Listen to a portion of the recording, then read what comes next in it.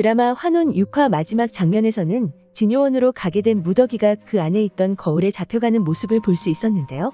6화 초반부 진초연을 알아보던 거울이 무더기를 알고 있는 것을 봤을 때 무더기가 진씨 가문과 연관되어 있는 인물이라는 사실은 기정사실화된 것으로 보이죠.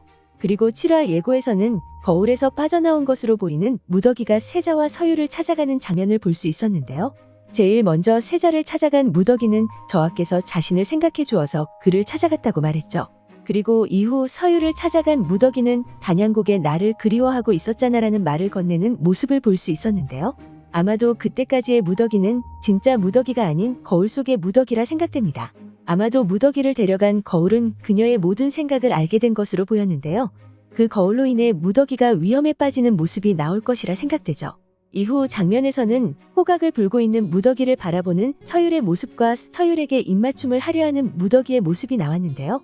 호각을 부는 무더기의 모습을 보고 그녀의 정체가 낙수라는 사실을 알게 될 서율이 아닐까 생각되죠. 그리고 무더기가 서율에게 입을 맞추려는 모습은 그전 거울에 있던 무더기가 서율을 찾아가는 장면에서 나오는 장면이 아닐까 생각되는데요. 과연 거울 속의 무더기가 낙수인 무더기에게 관심이 있던 인물들을 찾아가는 것이 어떤 의도로 인한 것인지 궁금해지는 장면이죠. 그리고 자신을 그리워했냐는 무더기의 질문에 너를 그리워한 적 없다는 서율의 대사를 들을 수 있었는데요. 아마도 그때까지는 무더기의 정체가 낙수라는 사실을 모르고 있을 서율이 아닐까 생각됩니다. 이후 장욱이 진호경에게 진요원의 문을 열어달라 말하는 모습을 볼 수 있었는데요. 자신이 직접 무더기를 구하러 가려는 것으로 보이죠. 그리고 그곳에 들어가는 장욱과 서율 그리고 세자의 모습도 함께 볼 수 있었는데요. 세자의 존재는 참 생뚱맞다 생각되죠. 확실히 그가 무더기에게 마음이 있는 것은 확실한 것이 아닐까 생각됩니다. 이 장면에서도 환혼만에 깨알 웃음 코드를 볼 수 있었죠. 진요원의 물건을 만지려는 세자에게 무서워서 손도 못 대면서라고 말하는 장욱에게 그 물건을 만지려는 세자의 모습이 나왔는데요. 그 물건에 달려있던 용의 머리가 움직이면서 세자의 손을 물려고 하자 화들짝 놀라며 장욱의 뒤에 숨는 세자의 모습을 확인할 수 있었습니다. 다음 장면에서는 길주가 무더기에게 장욱을 데려오라고 말하는 장면이 나왔는데요. 아마도 그녀가 낙수라는 확신을 가진 길주인 것으로 보이죠. 그리고 무더기는 장욱의 뒤를 걸어가며 고민하는 모습을 보여주는데요. 너를 내주고 내가 산다, 그게 맞다라는 생각을 하고 있는 무더기였습니다. 이후 장면에서는 길주와 장욱의 대결이 시작되는 모습을 볼 수 있었는데요. 그 장면에서 장욱이 밀리고 있다는 사실을 알 수 있었죠. 이후 무더기의 앞에서 칼을 꺼내든 서율의 모습이 나왔고 무더기가 낙수라는 사실을 깨달은 것으로 보였는데요. 그를 바라보는 무더기의 모습도 함께 나왔습니다. 그리고 예고 마지막 장면에서는 장욱의 싸움이 다시 나왔는데요. 이번에는 여러 인물들을 해치우는 모습을 보여줍니다. 그렇게 결국 장욱을 길주에게 데리고 가는 무더기의 모습을 볼 수 있었는데요. 처음에는 그녀가 장욱을 버린 것인가라는 생각이 들었습니다.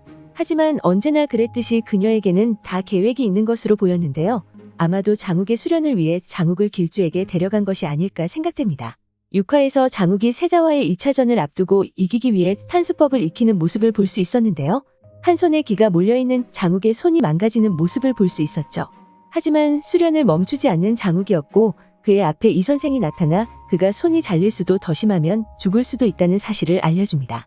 하지만 그 말을 들은 장욱은 무더기를 원망하지 않았는데요.